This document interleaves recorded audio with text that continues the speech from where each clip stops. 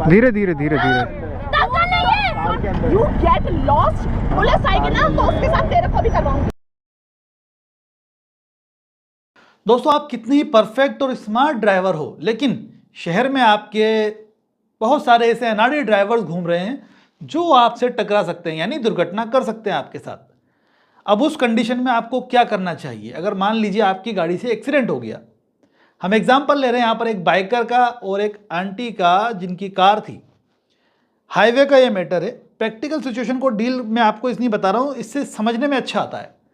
तो बाइकर है तो जाहिर सी बात है, उसके बाद जो बाइक है वो है रेसिंग बाइक।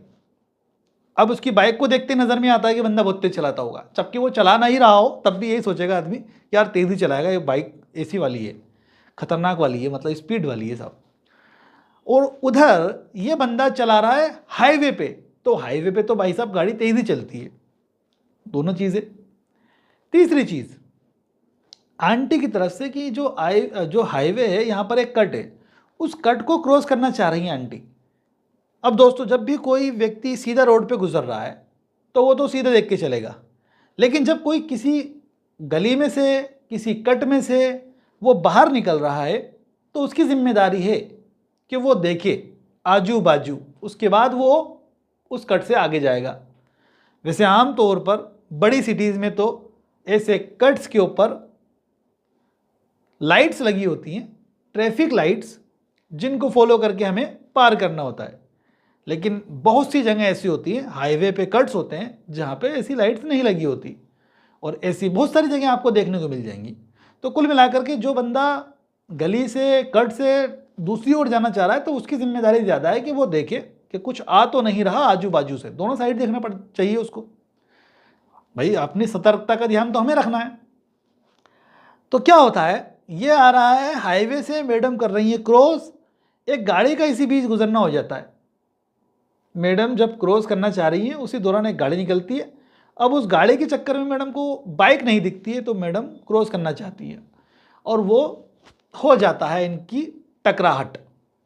गलती किसकी है? इस पे जाने से पहले अगर आपके साथ इस तरीके की कोई चोट हो जाती है जहाँ पे डैमेज हुआ है व्हीकल्स को ओनली, बंदे को, बंदी को कोई इंजरी नहीं है, सामने वाले बंदों को कोई इंजरी नहीं है, उस कंडीशन में क्या करेंगे इस बात की आप जानकारी ले लें मुझसे। अभी डैमेज हो गया। अब पहले तो मैं ये बता दूं आपको, गलती किसकी भी हो सकती है। मान लीजिए कि कट था, मैडम ने देखा नहीं, उनकी भी गलती हो सकती है, उनको देख के क्रॉस करना था। लड़का तेज़ आ रहा होगा, हाईवे तेज़ आ ही सकता है, लेकिन बहुत तेज़ आ रहा था, वो गलती उसकी है। बाइक भी वैसी है। तो पुलिस की नज़र में कहीं ना कहीं दोनों को लेना चाहिए इस सिचुएशन में, लेकिन वो नहीं लेगा। अभी पुलिस वाले को भी लेके आएंगे हम, यहाँ पे एंट्री भी होती है इस घटना के अंदर। तो यहाँ पे कुछ आर्ग्यूमेंट्स होती है दोनों के बीच। एक थर्ड बंदा जो कि बाइकर है, जो उस बाइकर के पीछे चल रहा होगा, उसी का दोस्त था, वो मैडम को कन्विंस करने की कोशिश करता है, बातचीत से हल करने की कोशिश करता है मसले को, लेकिन मैडम सुनने को तैयार नहीं है। मैडम गुस्से में है, भड़क रही हैं। अब ऐसी स्थिति के अंदर जब कोई सुनने को नहीं चाहेगा तब तो मामला पुलिस थाने तक जाता है। कन्विंस करें उसको, भाई साहब सुनो सारी बात को, मैडम सुन तो लो बात को। वैसे वो इसी तरीके से बात कर रहा था।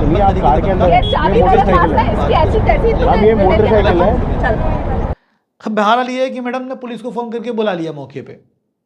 मैं ये कह रहा हूँ आपको कि अगर आपकी गाड़ी किसी से टकराई है और आपकी किसी की चोट नहीं आई है, तो आप दोनों इस सिचुएशन में पुलिस को ना बुला करके आपस में बातचीत करके, अगर तुम्हें देखो जिसने गाड़ी चलाई है ना, दोनों ने, उन दोनों को पता है गलती किसकी है। जो भिड़ा है ना उसको तो पता रहता है। चलिए मान लीजिए कि यहाँ पे हम मान लेते हैं कि दोनों की गलती थी। अगर सामने वाली लेडीज़ है, वो पुलिस को कॉल करके बुलाना चाह रही है, तो जाहिर सी बात है थोड़ी दिक्कत आपको होनी है, क्योंकि वो होता है ना कि थोड़ा सा लेडी वाला, लेडी फर्स्ट वाली थी जो फील होती है, वो तवज्जो ज़्यादा लेडी को दी जा रही है, मतलब पुलिस के द्वारा इस वाली सिचुएशन के अंदर भी, जबकि वो कट था, कट में से क्रॉस हो रही थी मैडम। तो कुल मिला के पुलिस को ना बुलाकर वहाँ पे सेटल करने की कोशिश करें, एक्सपेंसेस देकर के आप सेटल करने की कोशिश करें।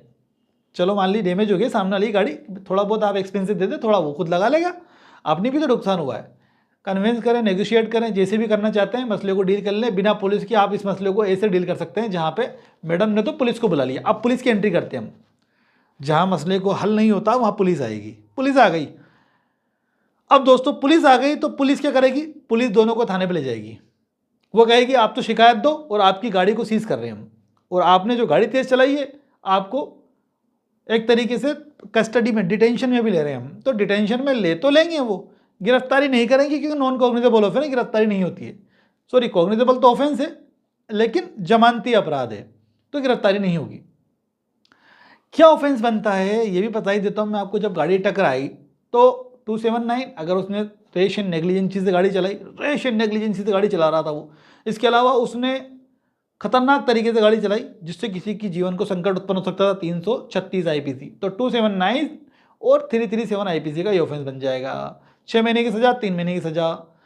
अब दोस्तों रिश्ती का भी ऑफेंस बन जाएगा, 2 साल तक की सजा, क्योंकि डैमेज हुआ है प्रॉपर्टी को। 3 धाराओं में केस बन जाएगा, लेकिन ये जमानती अपराध है। थाने पे जाते ही छोड़ना पड़ेगा पुलिस को ऐसे व्यक्ति को।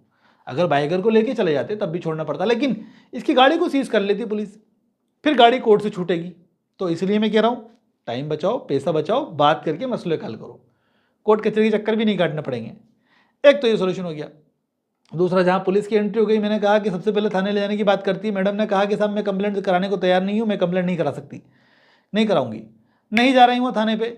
लेकिन वो चाहती है सोल्यूशन हो, इनको उठा के लेके जाओ। लेकिन वो कैसे लेके जाए भाई, जब कंप्लेंट नहीं कर रही आप तो उस कंडीशन में देखो, अगर मान लो ये थाने पे चले जाते, प्रैक्टिकली बताता हूँ मैं, थाने पे ले जाने के बाद पुलिस वाला क्या करता, एफआईआर दर्ज वहाँ भी नहीं करता वो।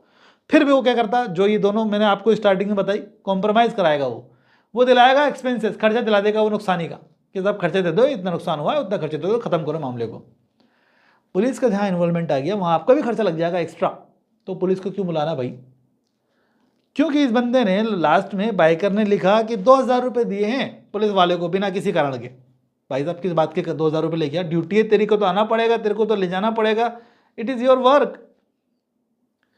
लेकिन उसको देना पड़ा बेचारे को, दिया उसने। तो पुलिस को ना बुलाएं। यहाँ तक कि मैं कहता हूँ आपसे, चोट लग गई, सामने वाली पार्टी की चोट लग गई, उसको खर्चा दे दो इलाज का, उसको पैसे दे दो आप उसकी गाड़ी के डैमेज के, और कॉम्प्रोमाइज़ लिखवा लो कि मैं शिकायत नहीं करूँगा आपके खिलाफ कोई।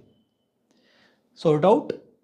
कोर्ट कचहरी का चक्कर बच गया, उसका भी, बंदे को भी इलाज हो गया, इलाज के पैसे मिल गए, गाड़ी के नुकसान के पैसे मिल गए, वो भी क्यों जाना चाहेगा? फिर भी जाना चाहे तो जा सकता है। देखो ऐसा कोई नहीं है, मैं तो बता रहा हूँ आपको कि ये तरीका ऐसे भी कर सकते हैं आप। क्योंकि अगर छोटी मोटी चोट लगी होती है तो पुलिस क्या करती है, सिर्फ वहाँ पे थाने पे तो चल जाएगा बंदा शिकायत कराने, लेकिन वहाँ बैठा देगी दोनों को, क्योंकि वो भी नहीं चाहती कि अपने क्राइम रिकॉर्ड बढ़ाए। थाने में इतने सारे रिकॉर्ड्स, मतलब इतने क्राइम रिकॉर्ड्स दर्ज किए गए फला महीने के अंदर। तो इस वजह से ये बात बता रहा हूँ मैं आपको, क्योंकि पुलिस भी इंटेंशन ये रखती है, अरे छोटा मोटा मामला है यार, कर लो राजीनामा, तो खुद ही कर लो भाई, पुलिस को क्यों बुला रहे हो? एक यूँ ही बात। अब क्या होता है, कई बार दुर्घटना बड़ी हो जाती है, किसी की जान चली जाती है, ऐसे मामले में 304A आईपीसी भी जुड़ जाती है। लेकिन लोग समझते हैं कि यार भाई किसी की जान चली गई तो पुलिस वाले छोड़ेंगे नहीं। भाई आपका ना इंटेंशन था, ना आप किसी को मारना चाहते थे, गलती से हुआ है ना। हाँ, जहाँ गलती हुई है पहले तो हमें कंट्रोल में करना चाहिए। देखो गाड़ी की, जब स्पीड गाड़ी चला रहे हैं तो कंट्रोल से चलाएं, प्रॉपर इंश्योरेंस के साथ चलाएं, नशे में बिल्कुल ना चलाएं, अदरवाइज़ कार्रवाई डिफरेंट होगी। अगर आप पूर्ण रूप से सही थे, गलती से एक्सीडेंट हो जाता है, किसी की जान चली जाती है, उस कंडीशन में तो एफआईआर दर्ज होनी ही होनी है। आप सेटलमेंट करेंगे तो होगा नहीं, बारे के बारे, वहाँ तो मामला जाएगा, किसी की जान चली गई है तो थाने पे जाएगा मामला। पुलिस ऐसे व्यक्ति को उठा के ले जाएगी जिसकी गाड़ी से एक्सीडेंट हुआ है, गाड़ी को भी सीज कर लेगी, बंदे को उठा के ले जाएगी, डिटेन कर लेगी थोड़ी देर के लिए, थाने पर ले जाएगी। लेकिन थाने पर जाने के बाद उसको जमानत पर छोड़ दिया जाएगा, किसी की जान ले ली तब भी, क्योंकि ये उसका इंटेंशन ऐसा नहीं था, किसी की जान लेना नहीं चाहता था, इट वॉज एन इंसिडेंट।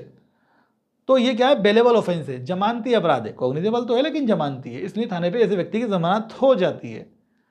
तो क्या करें, बात करो, सेटल करो वहीं पे, पुलिस तक मत जाओ, वरना क्या होगा, जैसे बंदे ने 2000 दिए ना, आपको भी देना पड़ेंगे एक्स्ट्रा। तो लगभग बता दी मैंने सारी बात आपको। इस स्थिति में ये करना है आपको। फिर भी अगर कोई कन्फ्यूजन है तो कमेंट कर देना मुझे, मैं 100% आपके कमेंट का रिप्लाई दूंगा। और दोस्तों देखो ऐसा है, ऐसे इंपॉर्टेंट वीडियोस हमारे चैनल पे आते रहते हैं, तो इस चैनल को सब्सक्राइब कर लो, बेल आइकन को प्रेस करोगे तो नोटिफिकेशन मिलेगा नेक्स्ट इंपॉर्टेंट वीडियोस का, क्योंकि इससे बेहतरीन वीडियोस अब आगे आएंगे, तो फॉलो ज़रूर कर लेना। Thank you.